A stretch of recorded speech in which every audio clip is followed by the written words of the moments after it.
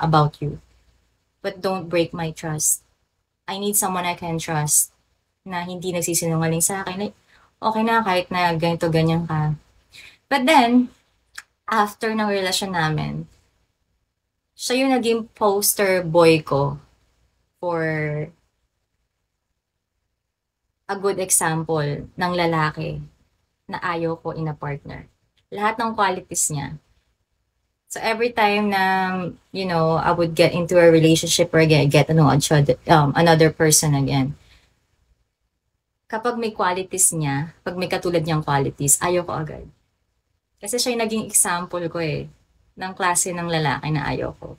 So lahat yun, yung pagiging palamura, papagpatol sa babae, may makipag-away, toxic, alam mo yun, lahat yan ekis agad sa akin. I don't care how much I like you, I'm out. So ngayon, hindi na ako katulad noon, na kahit nasalbahe siya, titiisin ko siya. No, not anymore. Kasi, I can do better than him. Plus, I was a kid back then Sobrang bata pa, kaya ganon. Kaya akala ko, okay lang dapat na tinatrato ka ng ganon. Pero yun nga, yung point ko, I can accept almost everything. Huwag lang baliin yung trust. Kasi trust talaga iba Kasi I see everyone cheating on each other. I don't want it in my own relationship. I'd rather na honest ka sa akin kung nagkakagusto ka sa iba, and I'll do the same. Kasi hindi naman talaga totoo na hindi na tayo nagkakagusto sa iba kapag may mahal na tayo. Nagkakagusto naman talaga tayo sa iba if we're gonna be honest with ourselves It happens. It's natural. It's biological. Hi, Reynold. Thank you for the bell. Ding, ding, ding. Parang umiinit na dito. Kailangan ko ng hubaran ng aking jacket. Charot.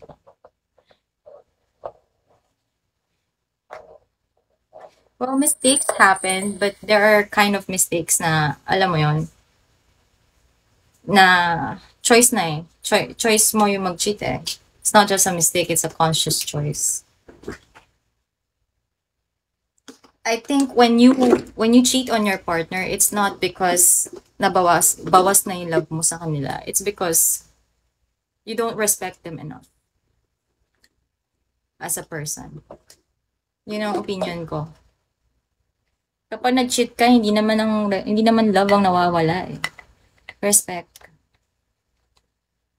You don't respect your partner enough to decide otherwise with, committing the mistake. Parang ako kung mag-cheat ako, isipin ko, hindi naman deserve ng partner ko na i-cheat So, kung ano ba tong urges na nararamdaman ko, I should stop myself because my partner does not deserve it.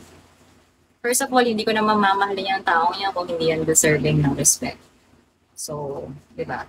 I'll stop myself. Maybe I'll talk to them. And if kailangan namin pag-awayan na nagkakrush ako sa iba, then so be it. At least we're still being honest with each other.